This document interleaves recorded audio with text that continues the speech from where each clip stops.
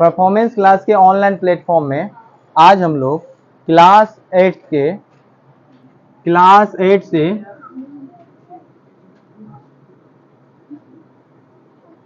Chapter 3 understanding quadrilaterals इसके theoretical parts को समझेंगे। आपको यहाँ पे 4 सेंटेंस है जिसमें हम लोग फिगर ड्रॉ करके समझेंगे आखिर कौन से फिगर को किस नाम से जानते हैं, इसका एग्जाम्पल कैसा होगा। यानी फिगर देखने के बाद हम ये कैसे पता कर सकते हैं कि ये फिगर क्या है। सबसे पहला जैसे आप देख रहे हैं कि जो भी ये जो आपका ब्लैक बोर्ड है ये लाइक ए प्लेन, यानी प्लेन सरफेस जो होता है जिसपे हम लोग फिगर ड्रॉ करते हैं, तो ये एक प्लेन का फॉर्म है। उसमें आपने पहले की क्लास में पढ़ा होगा कि 2 कैटेगरी में फिगर को बांटते हैं। पहला आपका प्लेन फिगर, दूसरा आपका सॉलिड फिगर। तो जैसे अगर हम यहाँ पे ट्रायंगल बना देते हैं और इस ट्रायंगल को अगर हम यहाँ पे टच करें, यानी बुक में कहीं ट्रायंगल का फिगर बना है और आप उसको टच करेंगे तो वो आपको फील नहीं होगा। फील नहीं होगा मीन्स कि ये 2 डायमेंशनल जो फिगर होते हैं वो फील नहीं होते हैं। जैसे आपका रेक्टेंगल है उसमें लेंथ और ब्रेथ है, 2 डायमेंशनल है। लेकिन जो आपका क्यूबॉइड होता है, क्यूब होता है, उसमें आप देखते हैं कि जैसे आपके पास बुक है, आपका ज्योमेट्री बॉक्स है, उसको टच करने पे वो फील होता है। तो प्लेन फिगर और सॉलिड फिगर में यही डिफरेंस होता है कि प्लेन फिगर टच करने पे फील नहीं होता है और जो सॉलिड फिगर होते हैं वो टच करने पे फील होते हैं। तो यहाँ पे हमारा जो पहला पॉइंट है वो है नॉट अ सिंपल कर्व, यानी देखो सिंपल कर्व नहीं है। तो सिंपल कर्व्ड का मतलब हुआ कि नॉर्मली जा रहे हैं, टेढ़े हो गए। तो नॉट अ सिंपल कर्व्ड में आपका कुछ इस तरह का साइन आ गया। कर्व्ड है लेकिन सिंपल कर्व्ड नहीं है। सिंपल कर्व्ड ये होता है नॉर्मल, मतलब स्ट्रेट लाइन जैसे होता है ना, उसमें थोड़ा सा मूव हो गया तो वो कर्व्ड हो गया, वो सिंपल कर्व्ड हो गया। दूसरा है आपका simple curve that is not close. अब सिंपल कर्व्ड है यानी आपका कर्व्ड है लेकिन वो आपका क्लोज नहीं है। सिंपल कर्व्ड है लेकिन वो आपका क्लोज नहीं है। तो आपका फिगर कैसे हो सकता है, आपका फिगर ऐसे हो सकता है, simple curve that is not close. इसको क्लोज किस लिए नहीं माने, क्योंकि इसका स्टार्टिंग पॉइंट यहां है और इसका एंड पॉइंट यहां है। तीसरा क्या है मेरा, a close curve that is not simple. अब क्लोज है, कर्व्ड भी है, बट वो सिंपल नहीं है। तो आप कुछ इस तरह से फिगर बना सकते हैं। बात समझ में आ रही है, ये क्लोज है, कर्व्ड है, लेकिन सिंपल नहीं है, ये भी सिंपल नहीं है। और चौथा है simple close curve. Simple close curve है आपका, जैसे कि आपका सर्कल है, ये सिंपल क्लोज कर्व है। यानी जिस फिगर में स्टार्टिंग पॉइंट और एंड पॉइंट एक कॉमन पॉइंट पे हो वो आपका क्लोज फिगर हो गया। तो सबसे पहले ये क्लोज में नहीं आएगा, ये क्लोज में नहीं आएगा, देख सकते हो, नॉट क्लोज, क्लोज नहीं है। और ये आपका क्या है कि सिंपल कर्व्ड नहीं है। तो इस तरह से फिगर को देख के हम कह सकते हैं कि ये चारों स्टेप में से कौन सी कैटेगरी का वो फिगर है आपका। ये आपका पहला टॉपिक है अंडरस्टैंडिंग क्वाड्रिलेटरल के अंतर्गत। अब हम लोग बात करते हैं पॉलीगन की। पॉलीगन जो है, अब हम इसमें पॉइंट बदलते हैं, तो आपका अगला पॉइंट है पॉलीगन। और पॉलीगन के बारे में आपको जानकारी है कि इसके पास मिनिमम 3 साइड्स होना नेसेसरी है। यानी एक क्लोज कर्व, ठीक है, formed by 3 line segment, minimum 3 line segment. तो सिंपल में जो आपका स्टार्टिंग जो है पॉलिनोमियल, जो आपका पॉलीगन स्टार्ट होता है वो पॉलीगन कौन सा है, पहला पॉलीगन ट्रायंगल। आपका फर्स्ट पॉलीगन में कौन सा आता है, ट्रायंगल, ठीक है। अब ट्रायंगल आता है तो ट्रायंगल का कॉन्सेप्ट आपके पास पहले से है कि ट्रायंगल को जो कैटेगरी में बांटी गई है वो 2 कैटेगरी में बांट सकते हैं। पहला कैटेगरी आपका क्या है ट्रायंगल का, बेस्ड ऑन साइड। और दूसरी कैटेगरी आपकी क्या है, बेस्ड ऑन एंगल। चलिए, बेस्ड ऑन साइड्स के बेसिस पे आपको पता है क्या क्या नाम है ट्रायंगल का, किसको पता है, कोई बोलना चाहेंगे। साइड के बेसिस पे ट्रायंगल्स के क्या सब नाम हो सकते हैं, होते हैं, बिल्कुल बिल्कुल। चलिए, पहला ट्रायंगल आपका क्या हो गया, इक्विलेटरल ट्रायंगल। दूसरा क्या हो गया? आइसोस्केल।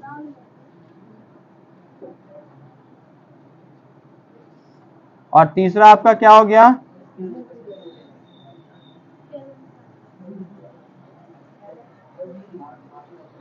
चलिए, ये तीन आपके हो गए। अब फिगर के बेसिस पे अगर हम समझते हैं तो फिगर आप यहां पे देख सकते हैं, जो इक्विलेटरल ट्रायंगल है इसको, इसके तीनों साइड क्या होते हैं? इक्वल होते हैं।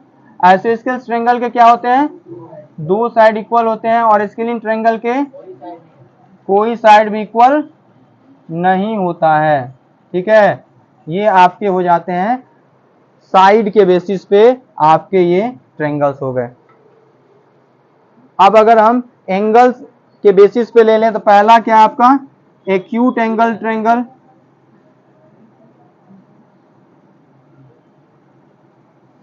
दूसरा आपका क्या है? राइट एंगल हो जाएगा। और तीसरा आपका क्या होगा? क्या होगा? ऑब्ट्यूज।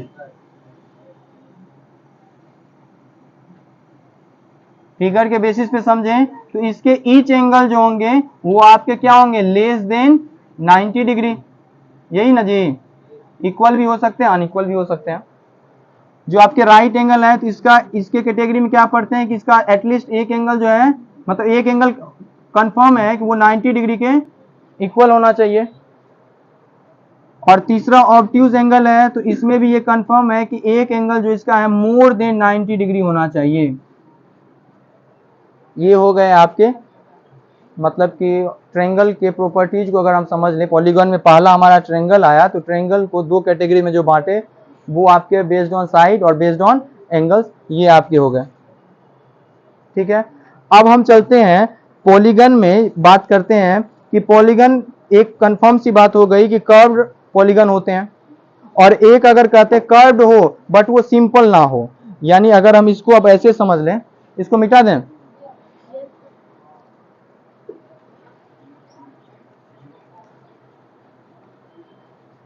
अगर आपसे पूछा गया कि पॉलीगन के टाइप्स को बताइए तो आप क्या क्या नाम दे सकते हैं?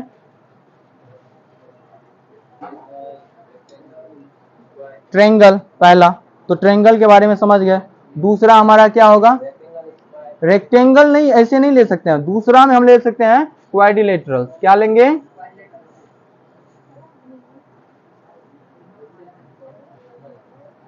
क्वाड्रिलेटरल्स में क्या क्या आते हैं? कितने काइंड्स हैं, किसको पता है? 6 काइंड्स हैं। नाम क्या बताइएगा? पहला आपका क्या होगा? चलिए, पहला हम लोग ले लेते हैं रेक्टेंगल से शुरू करते हैं। दूसरा क्या ले लेते हैं? स्क्वायर ले लेते हैं। तीसरा क्या लेंगे? पैरेललोग्राम ले लेते हैं। चौथा मेरा क्या होगा? इसके बेसिस पे ले लीजिए तो रोम्बस को ले लीजिए। ऐसे लेने का तरीका बता रहे हैं कि आखिर इसमें बेनिफिट क्या है ऐसे लेने में। पांचवें नंबर पे क्या लेंगे? पांचवें नंबर पे आपका क्या है? ट्रेपेजियम। और छठे नंबर पे?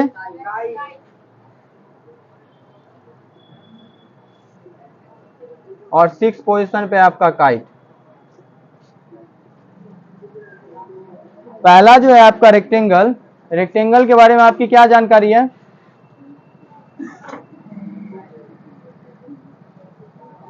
इसके अपोजिट साइड्स क्या होते हैं?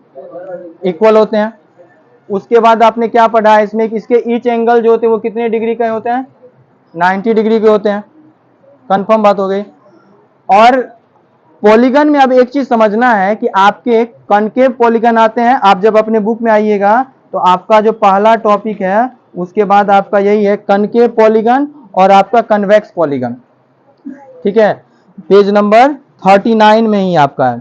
तो उसमें आप देखेंगे कि जिस पॉलीगन के इनसाइड में उसके डायगोनल होते हैं वो आपके कन्वेक्स पॉलीगन होते हैं। यानी ये जितने पॉलीगन है वो पॉलीगन किस कैटेगरी में आएगी? Convex polygon. किसमें? ये सभी किसमें आएंगे? Convex polygon. ये कंफर्म हुआ? ये सभी किसमें आ गए? कन्वेक्स पॉलीगन में। कन्वेक्स पॉलीगन में प्रॉपर्टी क्या हो गया कि पॉलीगन का ऐसा टाइप जिसके डायगोनल उसके इनसाइड हो। ठीक है, वहां उस पे बैठो, उस पे जाओ तब तक, कशिश वाले बेंच पे। हाँ चलिए अब बात करते हैं, बेसिक लेते हैं, उसके बाद डायगोनल को लेंगे। स्क्वायर, स्क्वायर के बारे में क्या जानकारी है? और इसमें एंगल क्या होते हैं? 90 डिग्री, सभी होगा इसके तरह ही। पैरेललोग्राम जो है वो रेक्टेंगल के प्रॉपर्टी से सिमिलर होता है। कंडीशन अगर देखें,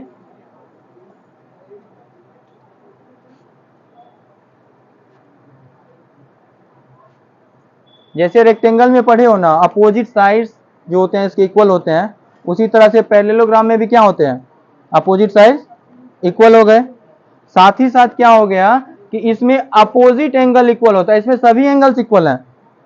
इसमें जो आपके डायगोनल हैं वो भी सेम लेंथ के हैं, लेकिन एक दूसरे को 90 डिग्री पे क्रॉस नहीं कर रहे हैं। और यहाँ पे जब आप आते हैं तो देखिए इसके डायगोनल में एक डायगोनल बड़ा होता है और एक डायगोनल छोटा होता है, और ये भी 90 डिग्री पे क्रॉस नहीं कर रहा है। लेकिन जब आप रोम्बस को आते हैं, रोम्बस में, तो इसमें आप क्या कर सकते हैं कि फिगर को थोड़ा सा झुका लीजिए, जैसे कि इसको झुका हुआ, बट इसके साइड को आपको इक्वल ही रखना है। इसमें साइड क्या कर रहे हैं? इक्वल ही रख रहे हैं। तो ये आप देख सकते हैं कि इसके जो डायगोनल है उसमें भी एक डायगोनल बड़े हैं और एक डायगोनल छोटा, और इसमें क्या हो रहा है कि ये 90 डिग्री पे एक दूसरे को बाइसेक्ट कर रहा है।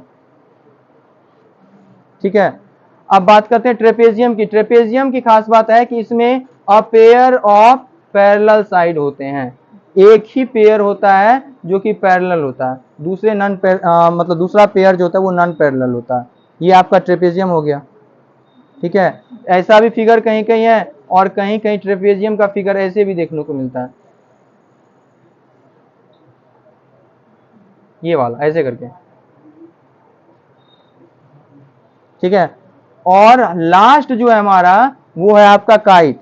काइट की क्या स्पेशलिटीज है कि ये ऐसे हो गया आपका काइट। इसमें आप देख सकते हैं इसमें two pair of adjacent side जो होते हैं वो इक्वल होते हैं, जैसे कि आपके ये साइड इसके इक्वल है और आपके ये साइड इसके इक्वल है। साथ ही साथ इसके जो डायगोनल होते हैं वो एक दूसरे को 90 डिग्री पे बाइसेक्ट करते हैं। और एक खास बात क्या होती है कि जैसे आपको पता है कि ये जो है, ये जो ट्रायंगल बना, ये वाला, ये जो ट्रायंगल बना, तो चूंकि दोनों ट्रायंगल में ये एंगल और ये एंगल देख रहे हो, यहाँ पे देखो, ये दोनों जो बना हुआ है डबल मतलब इक्वल साइड है, और यहाँ जो ये दोनों है वो इक्वल साइड है। तो इसके बेसिस पे जो यहाँ का ट्रायंगल का जो बेस एंगल है, इस दोनों का जो बेस एंगल है वो आपस में इक्वल है। तो इसीलिए काइट में a pair of opposite angles जो होते हैं वो इक्वल हो जाते हैं। काइट में क्या होते हैं? A pair of opposite angle जो है वो इक्वल, ये दोनों इक्वल हो गए आपस में। कैसे हो गया उसको समझते हैं। देखो ये कौन सा ट्रायंगल फॉर्म किया? किसी ट्रायंगल में आइसोस्केलेस ट्रायंगल हो गया ना, अ पेयर ऑफ साइड्स जो है इसके इक्वल है, इसका बेस एंगल आपस में क्या हो गया? इक्वल हो गया। अब जब इसमें आते हैं इस ट्रायंगल में, तो ये कौन सा ट्रायंगल है? ये भी आइसोस्केलेस ट्रायंगल है, तो इसके भी बेस एंगल आपस में क्या हो गए? इक्वल हो गए। तो इस दोनों का जो सम है इस दोनों के सम के बराबर होगा, इसीलिए काइट में अ पेयर ऑफ अपोजिट जो एंगल्स होते हैं वो इक्वल होते हैं। ये आपके बेसिक हो गए, मतलब कि जो आपके पॉलीगन में क्वाड्रिलेटरल्स हैं, तो क्वाड्रिलेटरल्स के टोटल 6 जो टाइप्स हैं उसके ये प्रॉपर्टी है। इसके बाद आपका क्या है, इसमें कन्वेक्स और कनकेव पॉलीगन हो गया, रेगुलर और इरेगुलर पॉलीगन। तो जो आपका ये स्क्वायर है, स्क्वायर के देख रहे हो ना कि सभी साइड आपस में क्या है? इक्वल है। तो ऐसे नॉर्मल से समझ कि रेगुलर पॉलीगन वो हुआ जिसके सभी साइड्स इक्वल हो, और इरेगुलर पॉलीगन वो हुआ जिसके सभी साइड इक्वल नहीं हो। तो आप रेक्टेंगल और स्क्वायर के एग्जांपल को समझिए कि रेक्टेंगल जो है आपका इरेगुलर पॉलीगन में आएगा, और आपके जो ये होंगे स्क्वायर वो रेगुलर पॉलीगन में। जैसे इक्विलेटरल ट्रायंगल है, उसके तीनों साइड्स क्या होते हैं, इक्वल होते हैं, तो इस कंडीशन में इक्विलेटरल ट्रायंगल क्या हो गया, रेगुलर पॉलीगन। और आपके जो आइसोस्केलेस ट्रायंगल है या स्केलिन ट्रायंगल है वो क्या हो गया, इरेगुलर पॉलीगन। ये हो गया। अब बात करते हैं कि क्वाड्रिलेटरल, क्वाड्रिलेटरल के पास डायगोनल है ना, कोई भी इसमें ऐसा फिगर है जिसके पास डायगोनल नहीं है, सबके पास 2 डायगोनल है। अब यहां पे एक काम सोचते हैं हम कि जो आपके ये दोनों पार्ट्स हैं, वर्टेक्स हैं, जिसको कि आप एडजेसेंट कहते हैं, तो नॉन एडजेसेंट पॉइंट जो कनेक्ट होता है, जो नॉन एडजेसेंट वर्टेक्स कनेक्ट होता है वही डायगोनल बनाता है। यानी ये दोनों तो साइड फॉर्म किया, और इसके साथ जब इस वर्टेक्स को कनेक्ट किए तो ये लाइन क्या कहला, लाइन सेगमेंट, ये क्या आ गया, डायगोनल। तो ट्रायंगल की जब बात करते हैं तो ट्रायंगल में तो कोई भी मतलब कि नॉन एडजेसेंट साइड है ही नहीं, सभी तो कॉन्सिक्यूटिव ही है। देखो इसके बाद ही ना ये आता है, इधर से चले तो इधर से चले तो इसके बाद ये आता है। तो अगर आपसे पूछा गया कि वो कौन सा पॉलीगन है जिसके पास जो है मतलब डायगोनल नहीं होते हैं, तो एग्जांपल में क्या देंगे, ट्रायंगल। एग्जांपल में क्या देंगे, ट्रायंगल। आप कभी कभी पेरीमीटर वाले में सवाल बनाते हैं कि वहां पे लिखा रहता है कि ए रेगुलर हेक्सागोन, ठीक है, लेंथ ऑफ या लाइन सेगमेंट ऑफ या side of a regular hexagon is 6 centimetre. देखो रेगुलर हेक्सागोन है, उसका रेगुलर हेक्सागोन है, इसका मतलब सभी साइड उसके क्या है, इक्वल है। तो एक साइड का अगर लेंथ दे दिया गया तो उसका पेरीमीटर कैसे निकालेंगे, तो नंबर ऑफ साइड्स जितना हो उसको एक साइड से मल्टीप्लाई कर देंगे। तो रेगुलर पॉलीगन में यही खास बात होती है कि सेपरेट अलग अलग जोड़ने से जरूरी नहीं है, आप जितना है उसके नंबर ऑफ साइड्स को उसके एक साइड से मल्टीप्लाई कर दीजिए, तो ये हो जाता है आपका रेगुलर पॉलीगन में। और इरेगुलर पॉलीगन क्या हो गया, जिसके नंबर सभी साइड्स जो है वो इक्वल नहीं होते हैं, वो किस में आता है, इरेगुलर पॉलीगन में।